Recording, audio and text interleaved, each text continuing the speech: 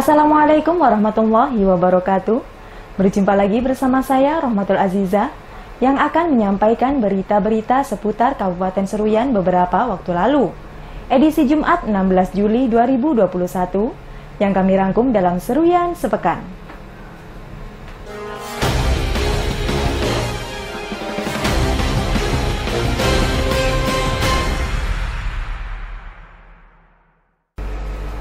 Kita mulai dengan berita pertama. Masyarakat di Desa Kartika Bakti, Kecamatan Seruyan Hilir Timur, menginginkan pemerataan pembangunan khususnya di bidang infrastruktur, mulai dari peningkatan pembangunan jalan, jembatan, peningkatan fasilitas pendidikan, dan pembangunan infrastruktur lainnya. Pembangunan infrastruktur masih menjadi skala prioritas yang sering diusulkan oleh masyarakat. Salah satunya masyarakat di Desa Kartika Bakti yang mengharapkan pembangunan jalan dan pembangunan infrastruktur lainnya dalam upaya menunjang kegiatan dan aktivitas masyarakat di desa tersebut. Ketua Dewan Perwakilan Rakyat Daerah Kabupaten Seruyan, Zuli Eko Prasetyo mengatakan, adapun usulan masyarakat di Desa Kartika Bakti diantaranya mengusulkan pembangunan pagar keliling Masjid Al-Hikmah, renovasi plafon dan lantai rehab SDN 2 Kartika Bakti, renovasi jembatan menuju WC SDN 2 Kartika Bakti, dan melanjutkan pembangunan lapangan bola untuk sarana olahraga pemuda Desa Kartika Bakti. Menurutnya, pembangunan lainnya yang juga menjadi skala prioritas di desa tersebut diantaranya lanjutan jalan usaha tani SP2 pertanian dengan panjang 1000 meter dan lebar 2 meter, perbaikan Jalan Putra Junjung Buih kurang lebih 2000 meter, pembuatan bodi jalan baru dari RT1 dan RT2 menuju RT3, serta peningkatan bodi jalan Putri Junjung Buih. Diharapkan, aspirasi yang disampaikan masyarakat khususnya di Dapil 1 dapat segera ditanggapi oleh pemerintah daerah dalam upaya meningkatkan pembangunan infrastruktur dan menciptakan kesejahteraan bagi masyarakat. Tim Liputan Seruyan TV.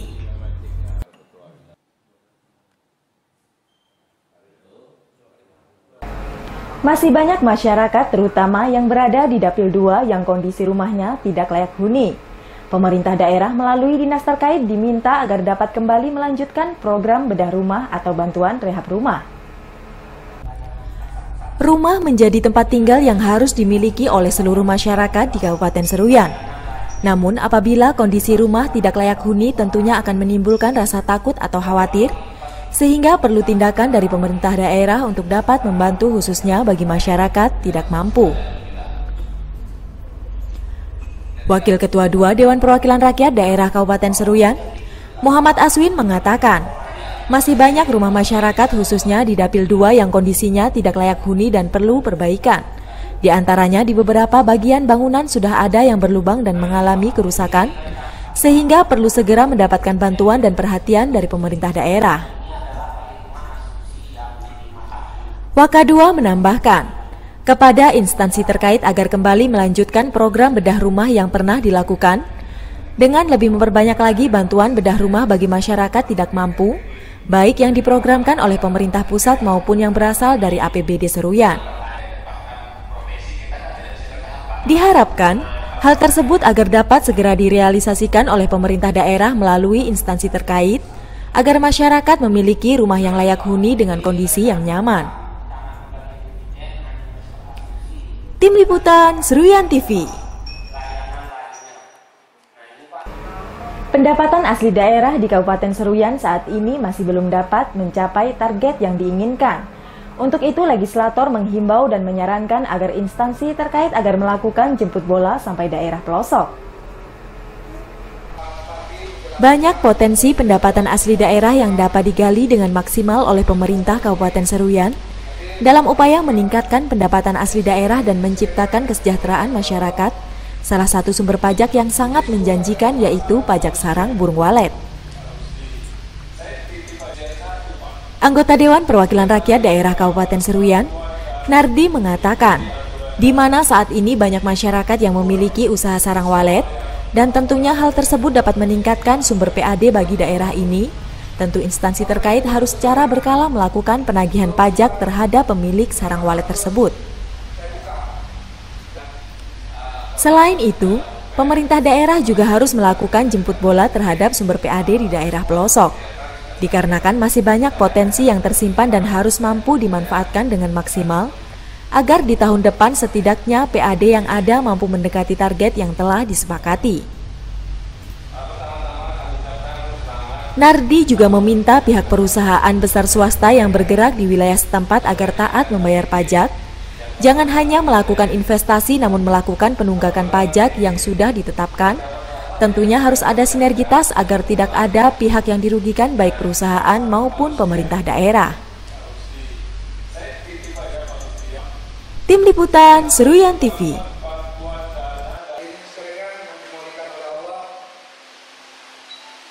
Berita selanjutnya, penyebaran pandemi COVID-19 khususnya pada daerah pelosok tidak terlalu signifikan, sehingga dinilai sangat memungkinkan pembelajaran tatap muka dapat dilakukan mengingat pembelajaran secara BDR sangat tidak maksimal. Pandemi COVID-19 yang terjadi di wilayah Kabupaten Seruyan sudah berjalan dalam setahun terakhir dan membuat banyak aktivitas berhenti.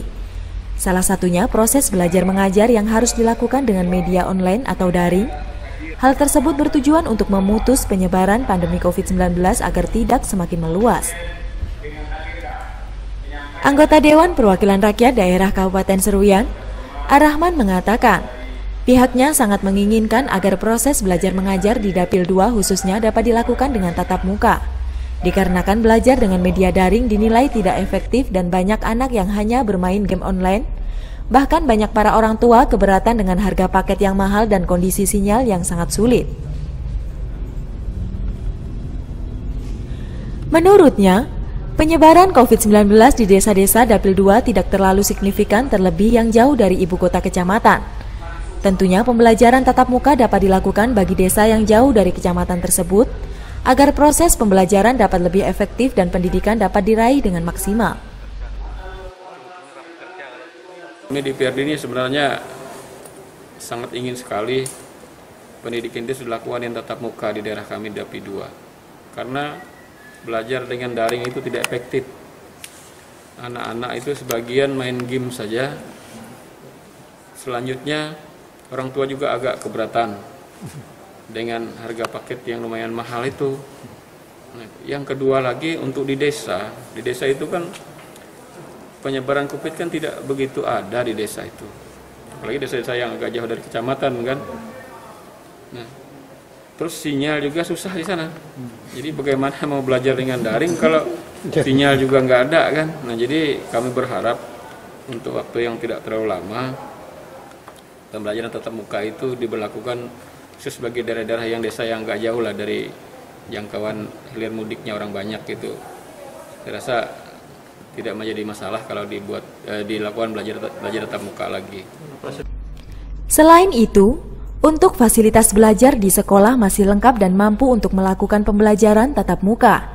Memang ada beberapa bagian yang memerlukan perbaikan agar proses mengajar dapat lebih baik dan efektif.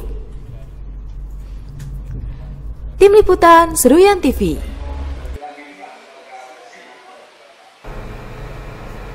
Dengan berakhirnya tahun pelajaran 2020-2021 dan dilaksanakannya penerimaan peserta didik baru tahun ajaran 2021-2022, seluruh pihak sekolah dilarang untuk melakukan pungutan dan akan diberikan sanksi apabila tetap melakukan.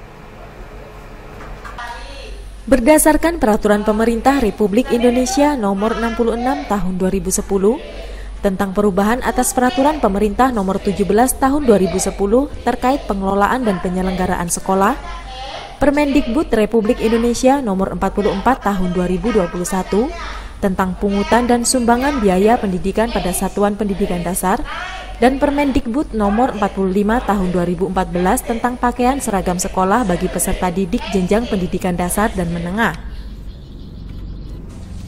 Bupati Seruyan Yulhaidir mengatakan, sesuai dengan Peraturan Pemerintah Nomor 68 Tahun 2010, tentang pengelolaan dan penyelenggaraan pendidikan bahwa pendidik atau tenaga kependidikan dilarang menjual buku pelajaran, bahan ajar dan pakaian seragam di satuan pendidikan.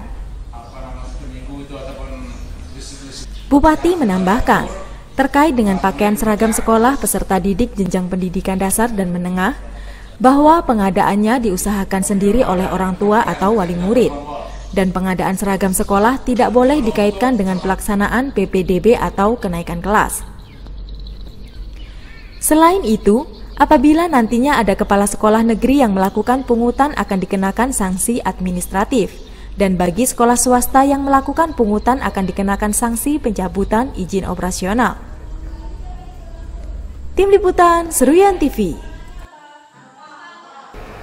Kalangan Dewan meminta instansi terkait agar dapat mengembangkan usaha kelapa sawit dan karet, yang saat ini menjadi komoditas utama dari masyarakat yang berada di daerah pemilihan 2. Pada bidang sektor perkebunan khususnya di Dapil 2 masih menjadi komoditas utama masyarakat.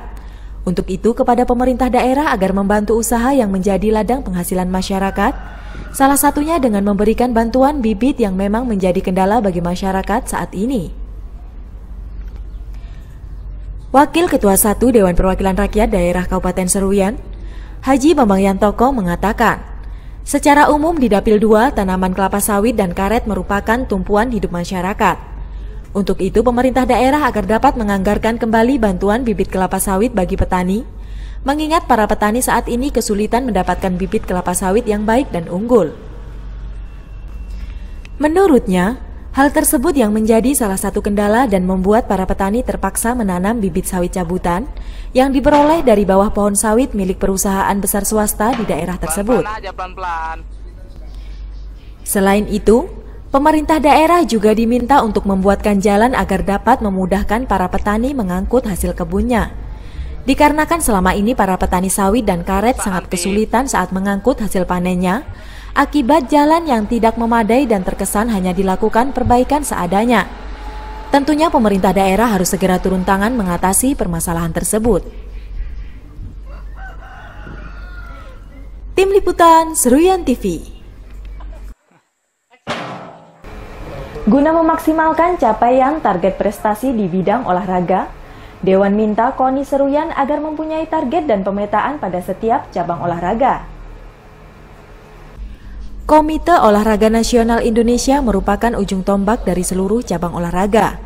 Tentunya KONI harus mempunyai target pada masing-masing cabur sesuai dengan penganggaran yang ada, agar dapat memberikan hasil yang lebih maksimal dan dapat dikenal oleh masyarakat secara luas. Ketua Dewan Perwakilan Rakyat Daerah Kabupaten Seruyan, Zuli Eko Prasetyo mengatakan, pemetaan harus dilakukan dan tertata dengan baik dari berbagai cabang olahraga yang ada. Terlebih, event yang sering dihadapi oleh Pekan Olahraga Provinsi atau Porprov, tentunya harus ada persiapan yang matang dan yang lebih penting harus mengutamakan atlet dari dalam daerah. Menurutnya, setiap cabur yang memang berpeluang mendapatkan medali emas harus dibina dengan benar, namun tidak mengesampingkan pembinaan terhadap cabur lainnya yang juga harus dilakukan agar mampu meraih prestasi yang lebih baik. Ya intinya gini, KONI itu kan leading sektor dari puluhan cabur yang ada di sini, ya tentunya KONI harus punya target, gitu, punya target di setiap cabur, karena penganggaran kan di KONI, nih harus punya target, jadi punya pemetaan tentunya. Ketika ada event-event mungkin Porprov minimal ya, kan yang sering dihadapi kan Porprov, kalau untuk PON skalanya kan sudah provinsi.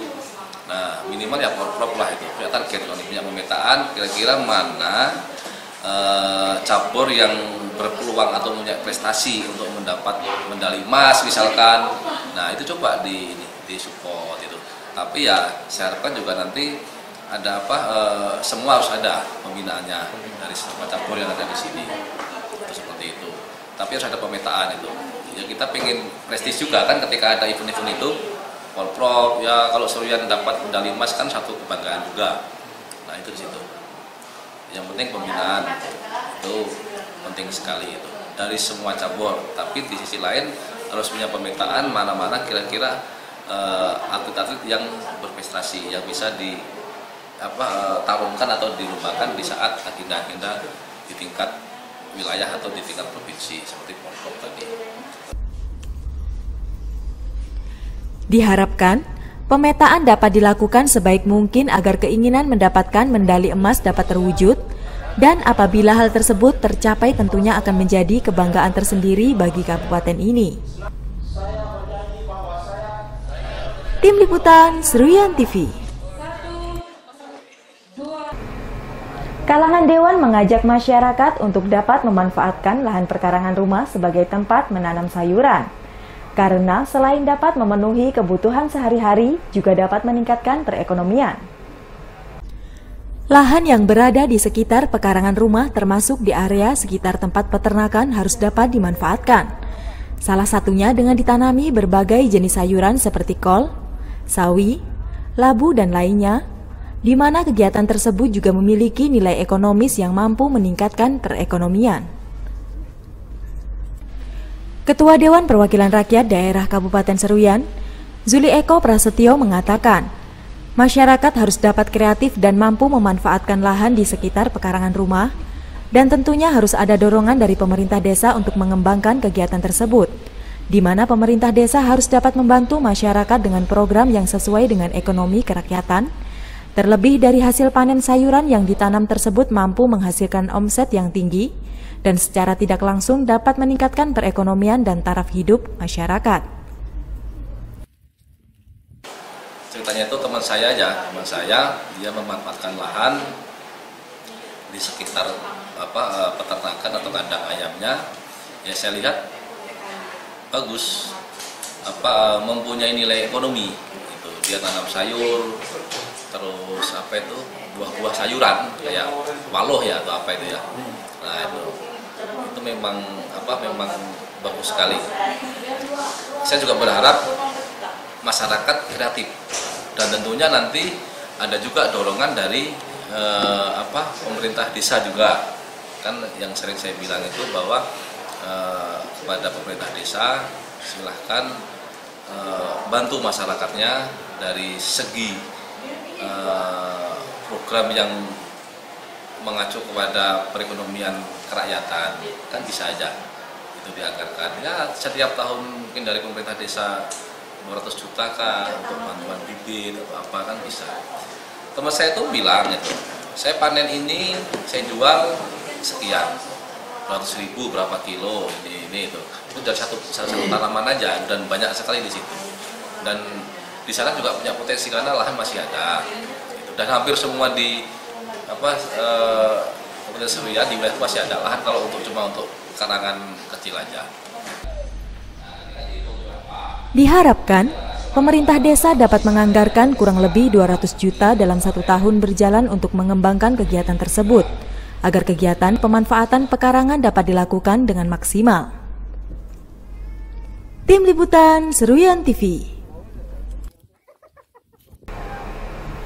Guna melakukan pemerataan pelayanan kesehatan dan pendidikan ke seluruh desa terpencil yang ada saat ini, pemerintah daerah diminta untuk dapat menyalurkan tenaga kesehatan dan tenaga pendidik ke daerah pelosok. Masih banyak masyarakat yang memerlukan pelayanan kesehatan dan anak usia sekolah yang menginginkan pendidikan, khususnya untuk masyarakat yang tinggal di daerah pelosok dan jauh dari kabupaten, sehingga perlu untuk menyalurkan setidaknya 1 atau 2 orang tenaga pendidik dan tenaga kesehatan ke daerah tersebut. Anggota Dewan Perwakilan Rakyat Daerah Kabupaten Seruyan, Salidin menyebutkan, adapun desa yang memerlukan penambahan tenaga kesehatan diantaranya tenaga perawat dan bidan untuk desa Tumbang Setawai, tenaga bidang di desa Tumbang Guguk, tenaga perawat dan bidan di desa Rantau Betung, dan tentunya penyediaan dan penempatan tenaga kesehatan yang diutamakan setiap bekerja serta mengabdi di daerah tersebut. Salidin menambahkan, diperlukan juga penambahan tenaga guru untuk setiap sekolah di daerah Dapil 3, agar setiap anak dapat mengenyam pendidikan dengan baik dan dapat terus melanjutkan pendidikan ke jenjang yang lebih tinggi. Selain itu, adapun usulan lain dari masyarakat diantaranya, agar pelayanan perekaman akta kelahiran, KK, dan EKTP dapat dipermudah sampai ke desa-desa, Masyarakat Desa Tumbang Setawai mengusulkan bibit kopi, alat pengupas kopi, mesin penggilingan bubuk kopi, pupuk NPK, dan mesin penetas telur ayam. Tim Liputan Seruyan TV.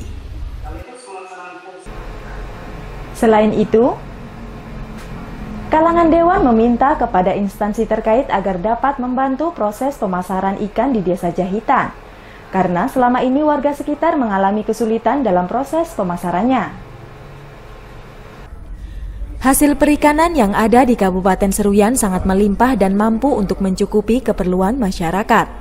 Namun untuk pemasarannya masih sering terkendala dan belum dapat maksimal, sehingga perlu bantuan dari pemerintah daerah untuk meningkatkan angka penjualan. Ketua Dewan Perwakilan Rakyat Daerah Kabupaten Seruyan, Zuli Eko Prasetyo mengatakan, masyarakat di Desa Jahitan saat ini sangat kesulitan untuk mempromosikan hasil perikanannya. Salah satunya hasil budidaya ikan nila yang sangat melimpah namun terkendala saat ingin melakukan penjualan, sehingga sangat diperlukan bantuan yang mampu menunjang hasil penjualan perikanan tersebut. Selain itu, masyarakat Desa Jahitan juga mengusulkan bantuan bibit sawit kepada pemerintah daerah, agar masyarakat dapat mengolah lahan yang ada dengan melakukan penanaman bibit sawit, sehingga mampu menunjang penghasilan masyarakat setempat dari sektor sawit tersebut. Diharapkan agar usulan yang menjadi prioritas masyarakat Desa Jahitan dapat menjadi perhatian pemerintah daerah, sehingga mampu membantu meningkatkan perekonomian masyarakat di tengah pandemi COVID-19 yang masih berlangsung. Tim Liputan Seruyan TV. Pemerintah daerah Kabupaten Seruyan bersama instansi terkait menggelar rapat dalam rangka persiapan pelaksanaan upacara peringatan Hari Jadi Kabupaten yang ke-19 tahun 2021. Mengingat pada tahun 2021 ini penyebaran pandemi COVID-19 masih terus terjadi, berbagai persiapan mulai dilakukan menjelang peringatan Hari Jadi Kabupaten Seruyan yang ke-19 tahun pada tanggal 5 Agustus nanti. Asisten 2 Sekretaris Daerah Kabupaten Seruyan, Adianur mengatakan, peringatan Hari Jadi Kabupaten pada tahun 2021 ini khususnya pada saat pelaksanaan upacara kembali tidak dapat dilaksanakan secara maksimal seperti sebelum adanya pandemi COVID-19, di mana pelaksanaannya akan disesuaikan seperti pada peringatan tahun 2020 yang lalu, hanya dilakukan secara sederhana dan terbatas, yakni upacara hanya diikuti perwakilan eselon 2, 3, dan 4, khusus para sekretaris setiap instansi akan mengikuti upacara peringatan di kantornya masing-masing melalui daring.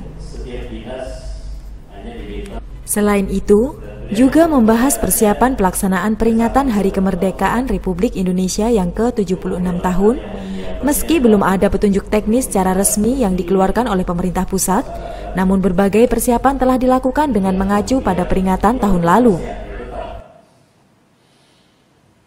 Pelaksanaan kegiatan, mereka hanya mencontoh kegiatan yang dilaksanakan oleh provinsi pada HUT Kalteng.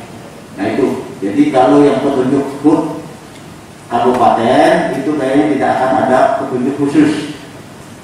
Ya ini nanti sesuaikan saja dengan contoh, kemarin kita pernah koordinasi, sesuaikan saja dengan pelaksanaan kegiatan HUT Kalteng. Artinya tidak akan ada petunjuk khusus. Dan beberapa kabupaten sudah melaksanakan, ya. Dan hanya yang kita tunggu adalah HUT RI. Nah, HUT RI ini yang akan kita tunggu bagaimana petunjuk pelaksanaannya. Apakah memang bisa bentuknya apel atau kegiatan lain, atau seperti kemarin kita pikon saja, atau kegiatan sebagian apel, sebagian pikon. Asisten 2 menambahkan, semua agenda yang akan dilaksanakan nantinya dipastikan secara terbatas, bahkan tamu undangan dari kabupaten lainnya juga tidak dilakukan. Kemungkinan besar hanya dapat menyaksikan upacara melalui video conference. Tim Liputan Seruyan TV. Demikian berita yang kami sampaikan kali ini. Saya Rahmatul Aziza beserta kru yang bertugas mohon undur diri dari hadapan Anda. Terima kasih dan sampai jumpa.